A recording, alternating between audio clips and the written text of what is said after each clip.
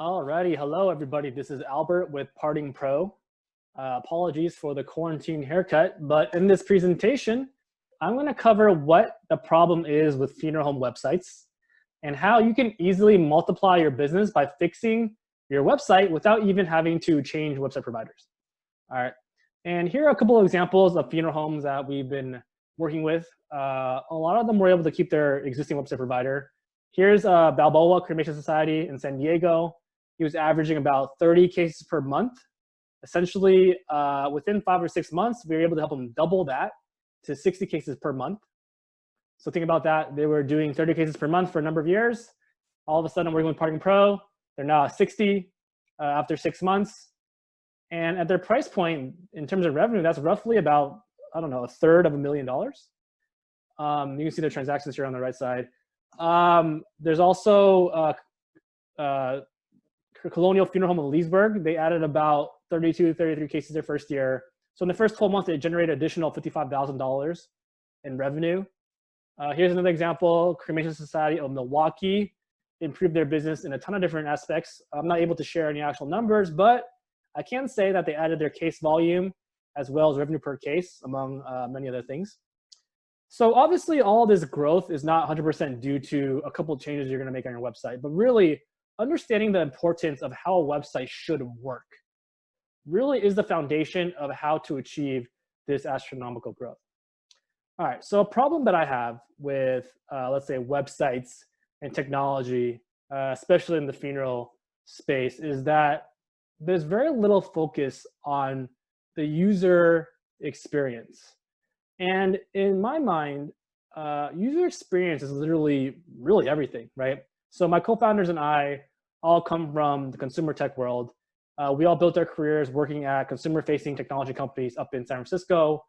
Within 2 or 3 years, we were able to build up Parting Pro, which now processes millions and millions of dollars every month in online arrangements.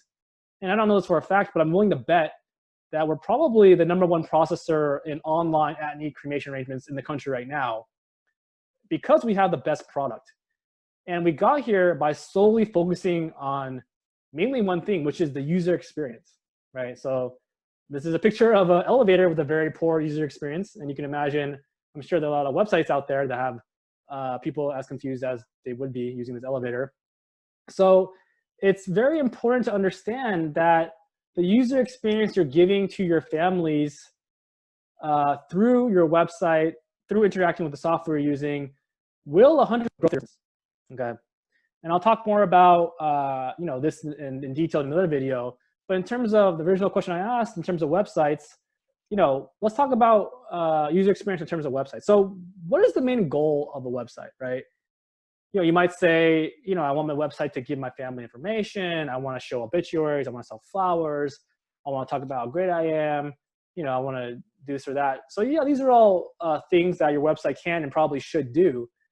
But I would argue that the main goal of your website should be to get the user, most likely this family, to take an action, right? Take an action. And it goes without saying that this action usually should be in the direction of you winning their business. Okay. So as a funeral home, what do you want that action to be? And I'm sure everyone's going to be slightly different, but I think the majority of folks on average would really want this action to be either, call me or, start some sort of process to pay me, right? To become a customer. So this really is your #1 call to action you should have on your website, and everything else is just secondary, right? Everything else is just noise, really.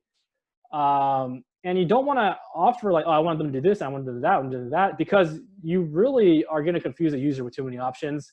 And keep in mind, somebody who's on your website will only give you like 10 or 20 seconds of attention before they're off doing something else. So you need to be able to communicate your value, the value you provide, very, very quickly.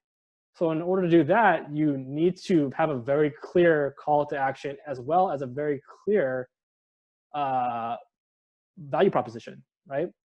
And don't worry about any of the details. So really just 2 things to focus on when talking about your website. What is the value proposition? What are you going to offer to your family? And what do you want them to do next? Okay, so let's take a look at some websites and see how this works out. So I mentioned Cremation Society of Milwaukee earlier. So here's their website, right? So what are the two things we talked about? Call to action and value prop. So, they offer more than one package, but when you take the main reason people go to your website is they want direct cremation. So they go here, you can see it's a very clear value proposition.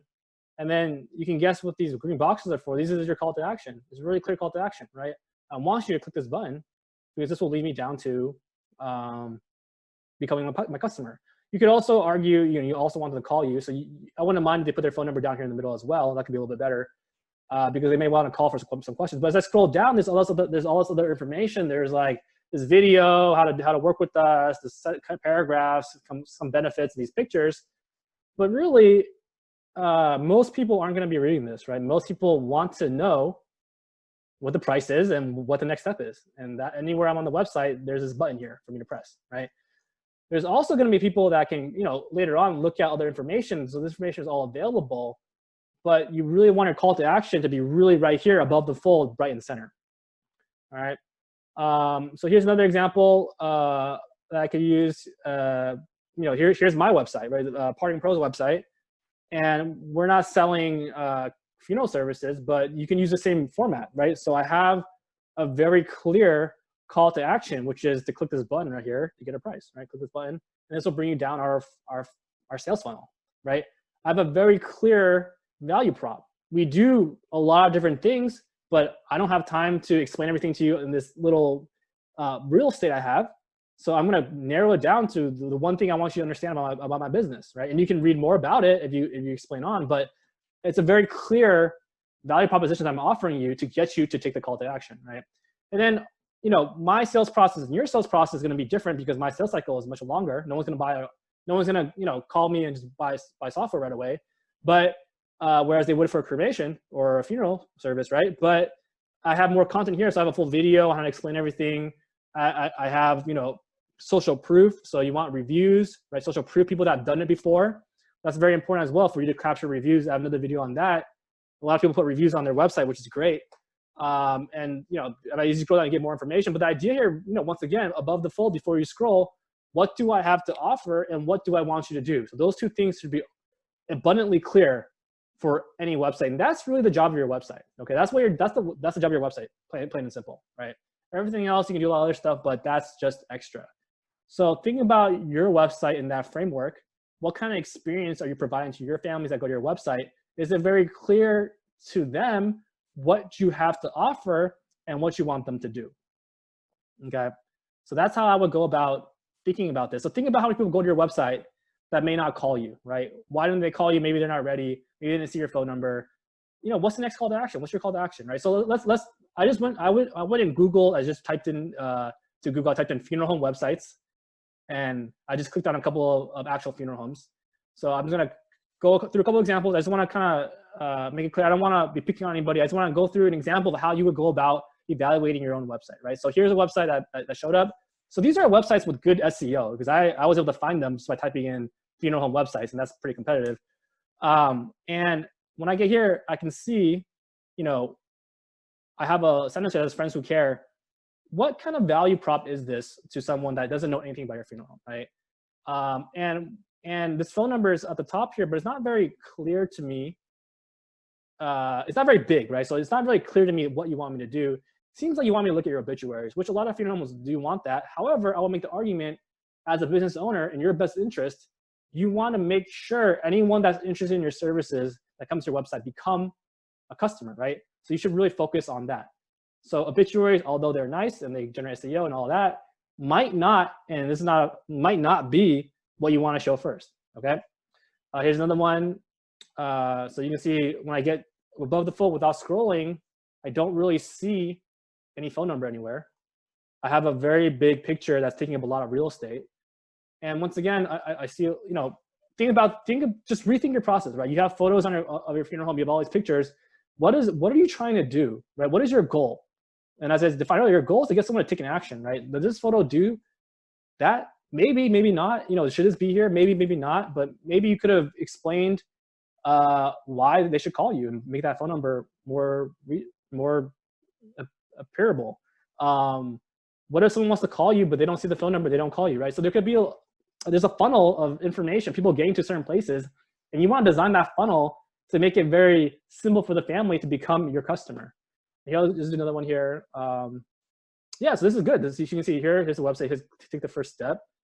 This is your call to action, I guess. So click on here. And okay, so it leads me to this paragraph of stuff. So, you know, this is not a very,